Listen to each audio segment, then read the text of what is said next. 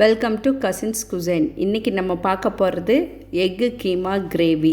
இது ரொம்ப simple and சப்பாத்திக்கு ரொம்ப சூப்பராக இருக்கும். வாங்க எப்படி செய்கிறதுன்னு பார்க்கலாம். அதுக்கு அடுப்பில் ஒரு பேன் வச்சுக்கலாம். பேன் காயட்டும். பேன் காஞ்சதுக்கப்புறம் கொஞ்சம் எண்ணெய் போட்டுக்கலாம். எண்ணெய் சூடாகட்டும். எண்ணெய் சூடானோடனே சீரகம் போட்டு பொரிச்சிட்டு கொஞ்சம் கருவேப்பிலை போட்டுக்கலாம். அதுலேயே கருவேப்பிலை போட்டாச்சு. பொரிஞ்சோடனே நான் வந்து 2 பெரிய வெங்காயத்தை பொடியை நறுக்கி வச்சுருக்கேன். அதை போட்டு ஃபஸ்ட்டு நல்லா ஃப்ரை பண்ணலாம். வெங்காயம் நல்லா வதங்கட்டும். வெங்காயம் நல்லா வதங்கிருச்சு.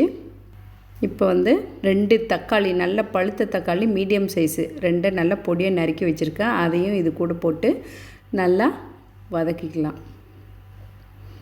நல்லா தக்காளி நல்லா மசிஞ்சு நல்லா மிக்ஸ் ஆகட்டும்.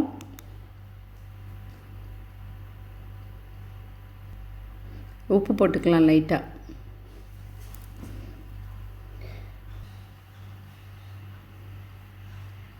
தக்காளி நல்லா மசிஞ்சிருச்சு. இந்த ஸ்டேஜில் கொஞ்சம் இஞ்சி பூண்டு பேஸ்ட்டு போட்டு இதையும் நல்லா இஞ்சி பூண்டு பேஸ்ட்டோட அந்த ரா ஸ்மெல் போகிற வரைக்கும் நல்லா ஃப்ரை பண்ணிக்கலாம்.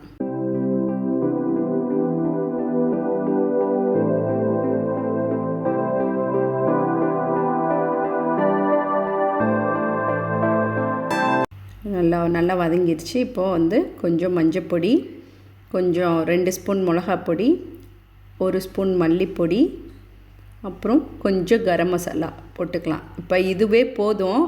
நான் வந்து இது கூட எனக்கு ஒரு ஃப்ளேவருக்காக சிக்கன் மசாலா பொடி வந்து 2 ஸ்பூன் சேர்த்துருக்கேன். உங்களுக்கு பிடிக்கும்னா நீங்களும் போடுங்க, இல்லை வேணான்னா அதை அவாய்ட் பண்ணிக்கலாம்.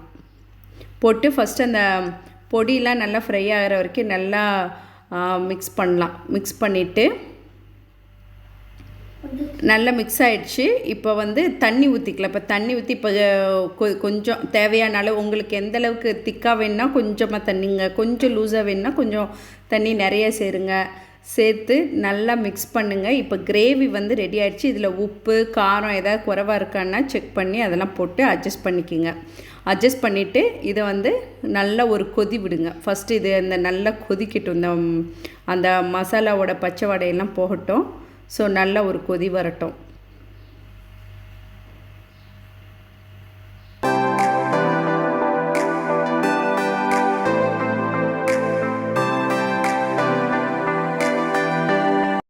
நல்லா கொதிச்சிருச்சு. இப்போ வந்து ஒரு 4 முட்டை 5 முட்டையை வந்து நல்லா வேக வச்சு எடுத்து அதை வந்து நல்லா துருவி வச்சுருக்கேன் ஃபுல்லாக. அதை வந்து இதுக்குள்ளே போட்டு நல்லா மிக்ஸ் பண்ணுங்கள்.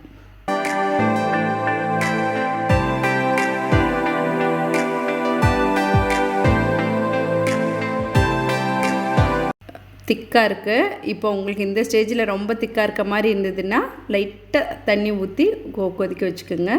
எனக்கு வந்து இந்த கன்சிஸ்டன்சியே போதும். இப்போ இது எக்கு போட்டு ஒரு 5 மினிட்ஸ் இருந்தால் போதும்.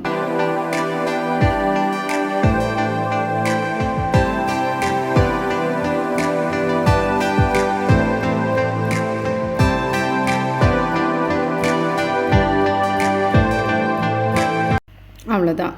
இந்த ஒரு கொதி வந்தாச்சு. கிரேவி ரெடி ஆயிடுச்சு. இது சப்பாத்தி கூட சாப்பிடுங்க. அது ஒரு புது விதமாக நல்லா டேஸ்ட்டாக இருக்கும். இந்த வீடியோ உங்களுக்கு பிடிச்சிருந்தா லைக் பண்ணுங்கள், ஷேர் பண்ணுங்கள், மறக்காமல் சப்ஸ்கிரைப் பண்ணுங்கள். தேங்க்ஸ் ஃபார் வாட்சிங்.